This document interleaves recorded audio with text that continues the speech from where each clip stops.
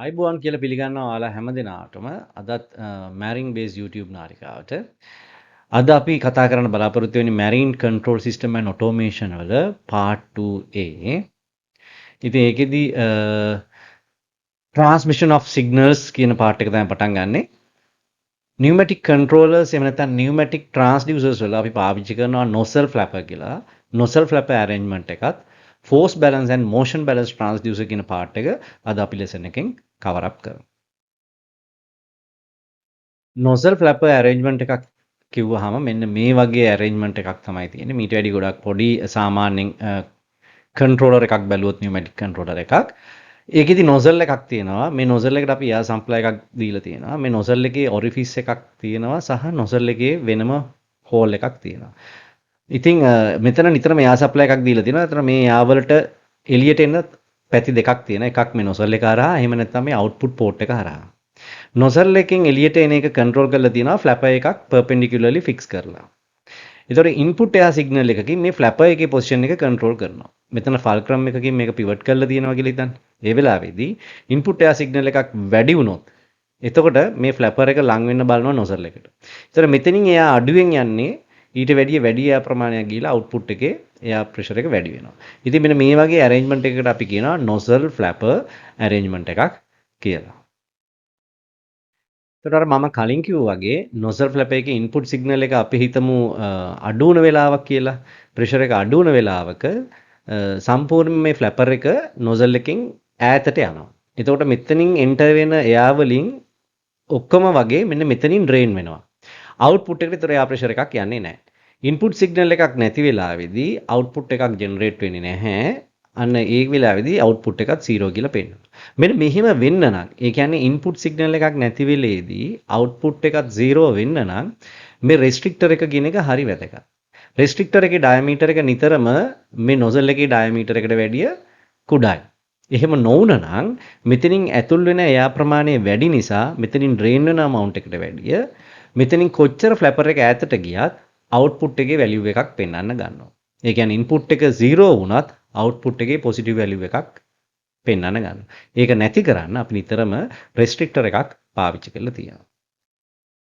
අනිත් අවස්ථාවේ input signal එක වැඩි වුණොත් මොකද වෙන්නේ මෙන්න මේ විදිහට flapper එක nozzle එකට ලං වෙනවා. එතකොට මෙතනින් drain වෙන air amount එක අඩු වෙලා output drain එක air amount එක වැඩි වෙලා increase වෙලා output එකේ අපිට වැඩි air pressure එකක් බලා ගන්න පුළුවන්.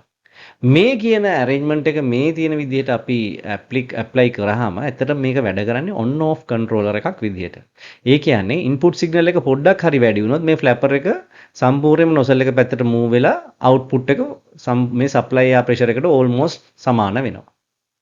එතකොට input signal එක නැති වෙච්ච වෙලාවක තමයි මෙයා flapper එක nozzle එකෙන් ඈත් වෙලා output එක 0 වගේ වෙන්නේ. ඒතර මේක on off action එකක behavior එකක් තමයි පෙන්වන්නේ.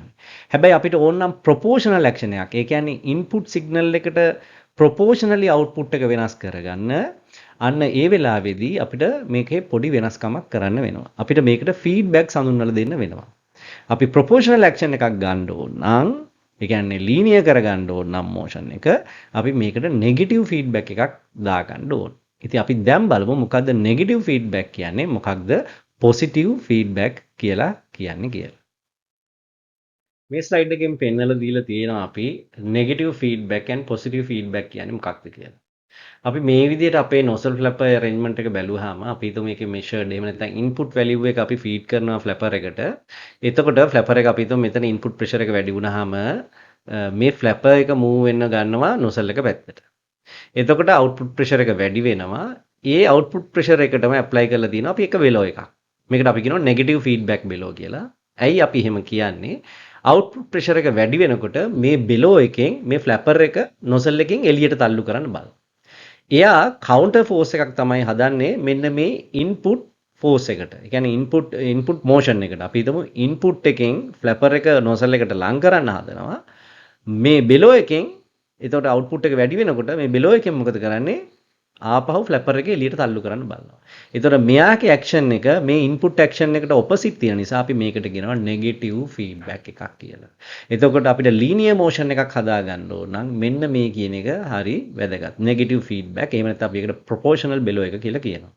මේ ගැන මම වැඩි විස්තර කතා කරනවා PID එහෙම නැත්නම් proportional integral and derivative controllers ගැන කතා කරනකොට ඊළඟ අපේ part එකේදී part 3 වලදී. right. එතන positive feedback කියලා කියන්නේ අර අපි කලින් arrangement එකේම මේ negative feedback එක ඒකට opposite side එකෙන් below එකක් දැම්මහම අපි ඒකට positive feedback එකක් කියලා කියනවා. ඇයි අපි එහෙම කියන්නේ?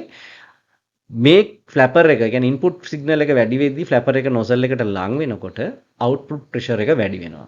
ඒ වැඩි වෙන වෙලාවේදී මෙන්න මේ පැත්තෙන් මෙයා තල්ලු කරන්න බලනවා ෆ්ලැපර් එක තව දුරටත් නොසල් එකට. ඒ කියන්නේ ඉන්පුට් ඇක්ෂන් එකට සපෝට් එකක් විදිහට තමයි මෙන්න මේ බෙලෝ එකේ ඇක්ෂන් එක වෙන්නේ. ඒක නිසා අපි ඒකට පොසිටිව් ෆීඩ්බැක් කියලා කියනවා.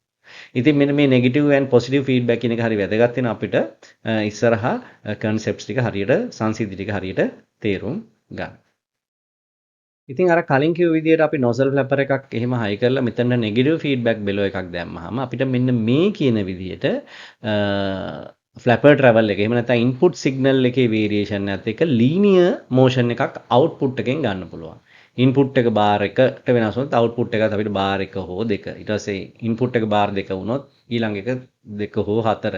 ඒක ගේන් එකත් එක්ක වෙනස් වෙනවා. මේ කියන ඒවා අපි ඉස්සරහා ඩිස්කෂන් එකකදී කතා කරමු. නමුත් ලීනියර් මෝෂන් එකක් ගන්න නම් අනිවාර්යයෙන්ම මේ නෙගටිව් ෆීඩ්බැක් බෙලෝ එක. එහෙම නැත්නම් ප්‍රොපෝෂනල් බෙලෝ එක වැදගත් කියන එක මතක තියාගන්න. මේක නැති වුණොත් මේකේ බිහේවියර් එක වෙන්නේ on off බිහේවියර් එකක්. දැන් අපි බලමු motion balance and force balance transducers කියලා කියන්නේ මොනවද? transducer කියලා කියනවා sensors වලට ඒ sensors special sensors જાතියක්. ඒවා එයාලා sense කරන energy form එක වෙනස් energy form එකකට පරිවර්තනය කරලා තමයි එළියට දාන්නේ. ඒක නිසා අපි ඒවට transducers කියලා කියනවා. ඒවා normal sensors නෙමෙයි. sensor එකකින් sense කරන්නේ එක energy එකක්. හැබැයි ආ එළියට දාන්නේ තව වෙන energy එකක් විදියට. ඉතින් අපි ඒකට කියනවා transducer එකක් කියලා. ඒතර force balance transducer කියන්නේ මොනවද? motion balance transducer කියලා කියන්නේ මොනවද කියලා අපි ඊළඟට බලමු. ඉතින් force balance instruments කියන ඒවා කරන්නේ inputs එකෙන් එන force එකක්. අපි අර flapper එකට එන input force එක counteract කරනවා force එකකින්. motion balance එකේදී අර flapper එකට එන motion එකක්. ඒකදී force එකක් apply වෙන්නේ නැහැ. motion එක counteract කරනවා motion එකකින්. අපි ඒක මෙන්න මේ ඉස්සරහා slide එකේදී discuss කරමු. transducer එකක් මේ force balance transducer එක ගත්තාම අපිට පේනවා seesaw එකක මිනිස්සු දෙන්නෙක් ඉන්නවා. මේ මිනිස්සයා පල්ලෙහාට force එකක් apply කරොත් මොකද වෙන්නේ? මෙන්න මේ x1 කියන distance එක අඩු වෙනවා. හරියට හිතන්නකෝ මේ nozzle flapper එකේ distance එක කියලා. ඒක අඩු වුණාම ආපහු ඒක ඉක්විලිබ්‍රියම් එකට ගේන්න නම් ඒ කියන්නේ මේ x1 කියන වැලියු එකට ගේන්න නම් මෙයත් පල්ලෙහාට ෆෝස් එකක් ඇප්ලයි කරන්න ඕන. අන්න ඒ වෙලාවේදී අපි කියනවා මේක ෆෝස් බැලන්ස් ට්‍රාන්ස්ඩියුසර් එකක් කියලා. හරියට අපේ නියුමැටික් කන්ට්‍රෝලර් එකේ මැදට ෆල්ක්‍රම් එකක් දැම්මම ඒක සීසෝ එකක් වගේ. ඉතින් මෙන්න මේ වගේ එකකදී ඉන්පුට් ෆෝස් එකක් කවුන්ටරැක්ට් කරනවා ආපහු මේ එන නෙගටිව් ෆීඩ්බැක් බෙලෝ එකකින් එන ෆෝස් එකෙන් අපි ඒකට කියනවා එතකොට ෆෝස් බැලන්ස් ට්‍රාන්ස්ඩියුසර් එකක් කියලා. මේ පෙන්වලා දීලා තියෙන්නේ තව force balance transducers දෙකක්. බලමු මේකෙදී input pressure එකක් apply වෙනවා. එතකොට මේ flapper එක ලං වෙන්න බලනවා nozzle එක flapper එකට ලං වෙන්න බලනවා. එතකොට මේකේ back pressure එක වැඩි වෙනවා. මොකද මෙතන air escape වෙන්න තියෙන ප්‍රමාණය අඩු වෙනකොට මේ bourdon tube එක දිගහැරෙන්න බලනවා. අන්න ඒ මෙතන එතකොට force එකක් generate වෙලා මෙයා ඈත් වෙනවා. ඒක නිසා අපි කියනවා මේකේ input force එක counter force එකකින් balance කරනවා force balance transducer එකක් කියලා. මේ arrangement එකෙත් ඒ විදිහමයි input force එකෙන් මේ flapper එක ලං කරනවා nozzle එකට. එතකොට output pressure එක වැඩි වෙනවා. ඒකෙන් අපි අරගෙන තියෙන negative feedback below එකක්. ඒ below එකෙන් මේ flapper එක පල්ලෙහාට තල්ලු කරනවා.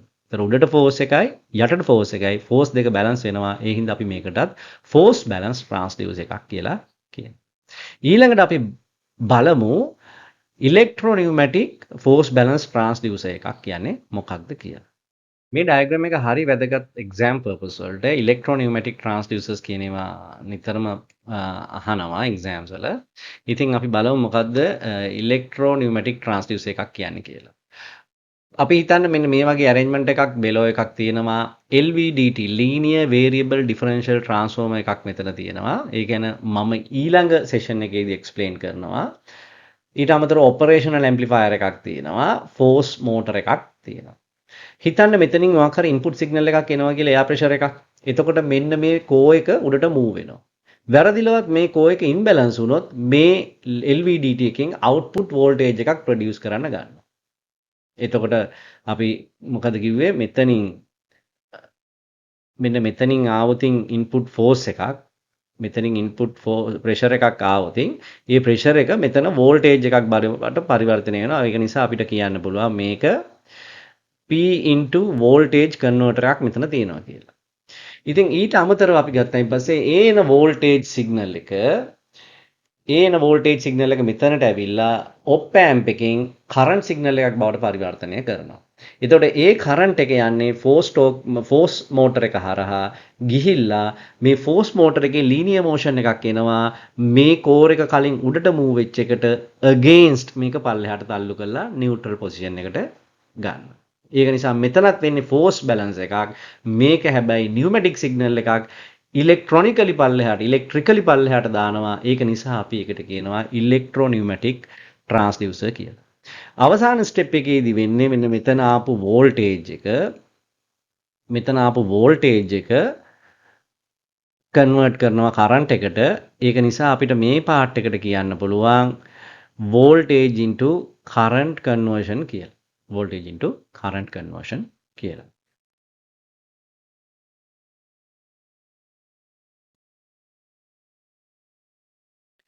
මේ තියෙන්නේ අර වගේම electronic force balance transducer එකක්. මෙතනින් air pressure එක apply කරාම මෙතන තියෙන diaphragm එකක්. ඒකෙන් මෙන්න මේ flexure එක එහෙම නැත්නම් මේ light source එක fix කරලා තියෙන එක උඩට තල්ලු කරනවා. එතකොට මෙතන තියෙන photo electric cells දෙකක් තියෙනවා. ඒකට එන light එක imbalance වෙලා එතනින් voltage එකක් produce කරනවා.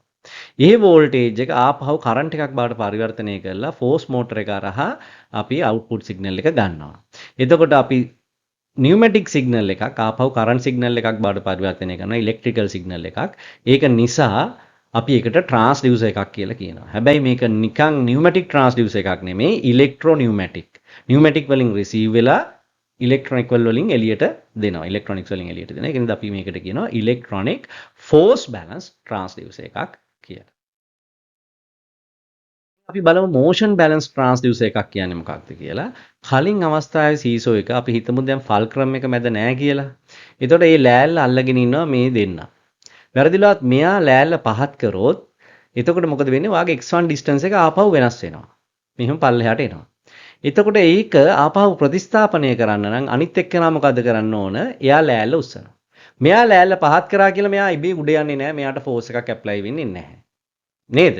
ඒතර මෙයා ඒක අතින් අල්ලලා උඩට උස්සනවා. එයා ඉස්සුවා කියලා මෙයාට ෆෝස් එකක් හැදෙන්නෙත් නැහැ. මොකද ෆල්ක්‍රම් එකකින් මේ දෙන්නව අතර කනෙක්ට් කරලා නැහනේ. මෙයා ඉස්සුවා කියලා අරයට දැනෙන්නේ නැහැ. මෙයා පහත් කරා කියලා මෙයාට දැනෙන්නෙත් නැහැ. අපි ඒක නිසා මේකෙදි ෆෝසස් ගැන කතා කරන්නේ නැහැ. ඉන්පුට් මෝෂන් එකක් තමයි මෙයාගේ මෝෂන් එකෙන් බැලන්ස් කරන්නේ. අපි ඒ නිසා මේකට කියනවා මෝෂන් බැලන්ස් ට්‍රාන්ස්ඩියුසර් කියලා. ඒතර අපි කලින් ඇරේන්ජ්මන්ට් එකම ෆල්ක්‍රම් එකක් නැතුව මෙතන ෆල්ක්‍රම් එක නැතුව පාවිච්චි කරාම අපිට කියන්න පුළුවන් ඒක මෝෂන් බැලන්ස් ට්‍රාන්ස්ඩියුසර් එකක් කියලා. අපි හිතමු ඉන්පුට් සිග්නල් එක මේ පැත්තෙන් එනවා.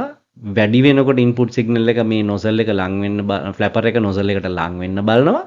එතකොට මේ අවුට්පුට් එක වැඩි වෙනවා. එතකොට නෙගටිව් ෆීඩ්බැක් බෙලෝ එකකින් ආපහු මෙයාව තල්ලු කරනවා එළියට ඇවිල්ලා කලින් තිබිච්ච නියුට්‍රල් ඒ කියන්නේ x ඩිස්ටන්ස් එක මේන්ටේන් කරන්න බලනවා.